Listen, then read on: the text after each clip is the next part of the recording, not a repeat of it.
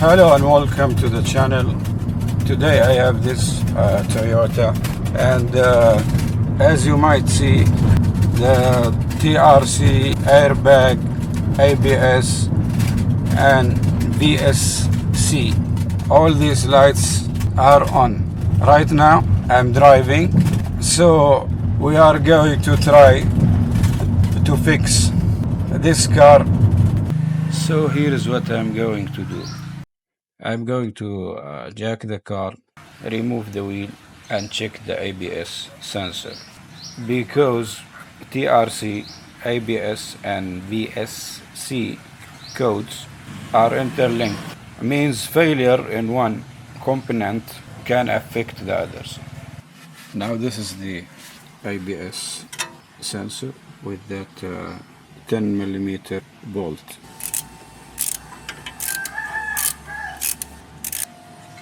So what do you think about this sensor? Let's see if we can test it. So in order to test this sensor, we have to find the connector. And the connector is up here. As you see, the wire is coming up here, so I have to remove this clip, and it should be somewhere up here. And as you see, this is the connector coming all the way up here and behind this plastic. So I'm going to disconnect it and then we test it. So this is the sensor, as you see, and I just disconnected. There is a 10mm here. So before we go ahead and test this sensor, let's talk a little bit about these sensors. So there are two kinds of these ABS sensors. The old model cars until 2010 use passive type sensor, and there is the active type. So this is a Toyota 2006, and it uses passive. So the passive sensor depends on magnet.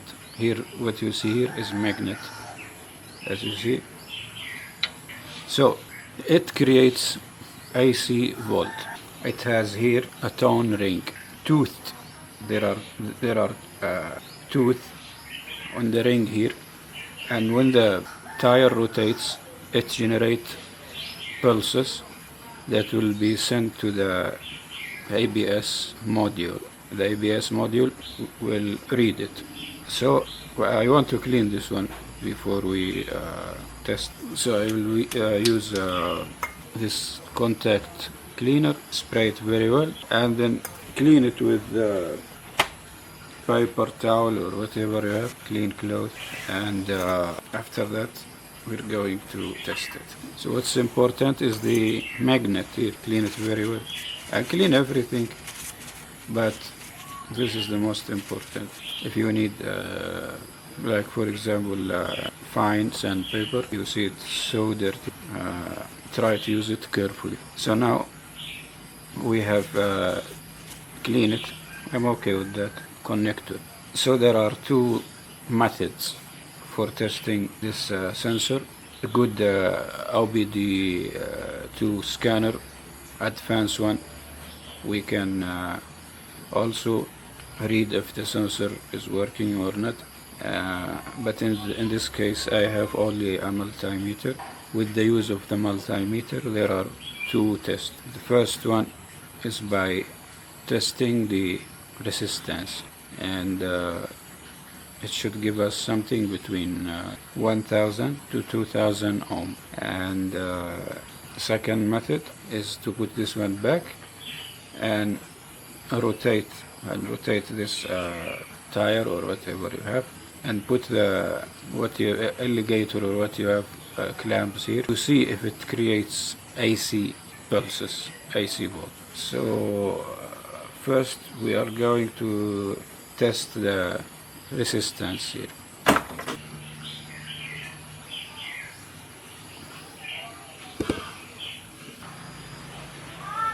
So as you see, I'm getting 1740. So now just shift your car in the neutral in order to move this disc. and look at the tooth there. You have to rotate and look at every tooth and make sure there is no debris and there is no broken tooth there. So just rotate them slowly and look this way. If you want to spray with, for example, contact cleaner because it dries fast, it's a good idea to clean the tooth. So just rotate and watch out if there is anything, any tooth broken or any oil, debris, dust. Make sure every tooth is clean, because if any one of these tooths has a problem, this sensor will give a faulty reading. After we look at every teeth and make sure it's clean, spray it, and then we will put this sensor back. So after we put back this sensor, now we're going to test whether it generates AC volt or not. Use alligator clamps this way and rotate the disc to see if there are AC volt. I wanted to show you the resistance in case it was not clear. I hope it's clear. So it's within the range 1739, 1.739. And now I'm going to put this multimeter on the AC and let's see. So as you see, it generates AC. I hope it's clear. So this sensor passed both tests. It means it works. Now I'm going to the other side and I am going to do the same procedures. So I have been driving for more than 40 kilometers to test these sensors, and all the lights off except for the airbag.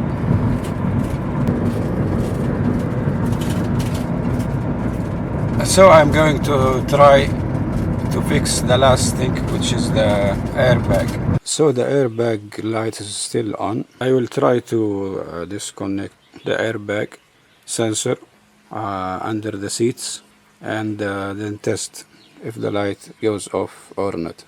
So the connectors are located under both seats.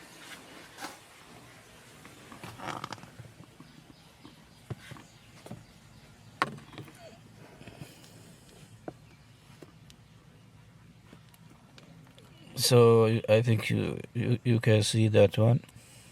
This is one connector, and the other one is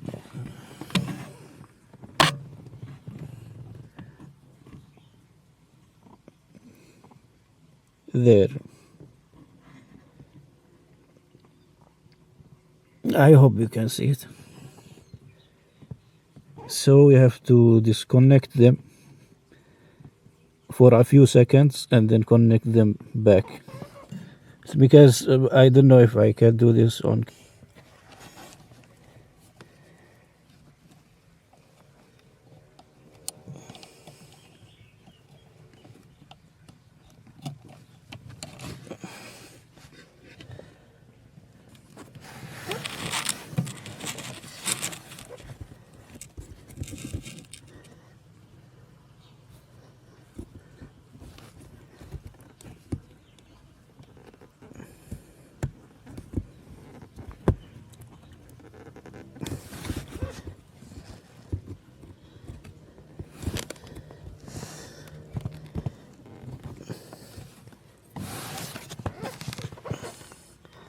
So I disconnect both and do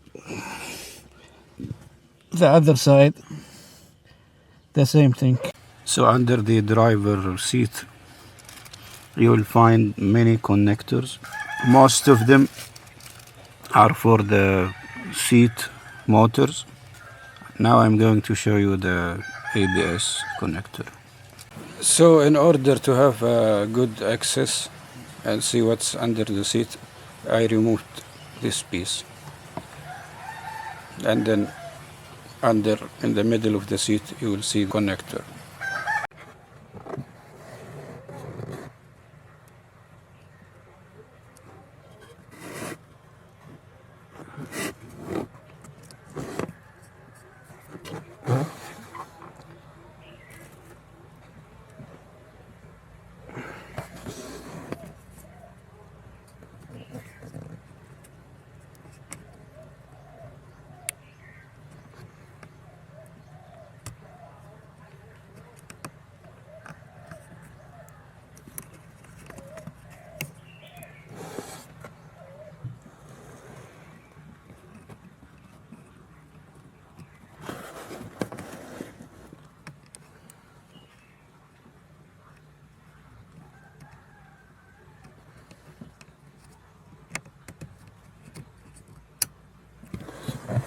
So after disconnecting the airbag and connecting them back, this airbag light is still on. So right now I'm checking the connection here at the steering. I'm chasing this airbag light.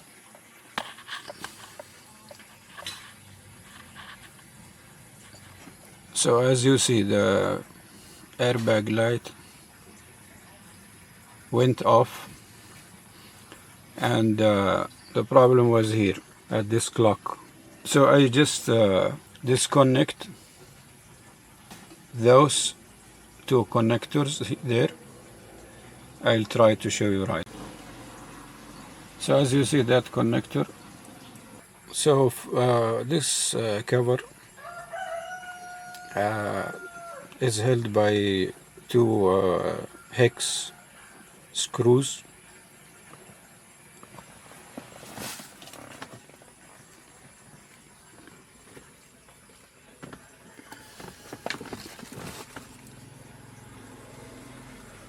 One is here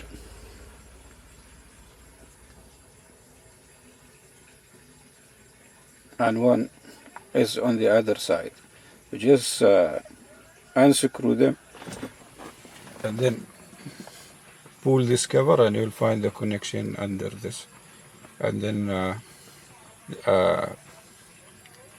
disconnect those connectors, put them back, and I hope it will work. So this is the second day and all the lights are off now. I'm going to drive 40-50 kilometers to make sure that everything is okay. So after more than 40 kilometers, everything is okay and there are no lights in the dash. So for the ABS sensor, I did only the front wheels. After that, I said let me give it a test first, and it was okay. So I didn't do anything at the rear wheels. And don't forget to, before working on the ABS or airbag, to take off the battery negative. I hope this video was useful. Consider subscribing and hit that like button. Thank you very much for watching, and see you on the next one.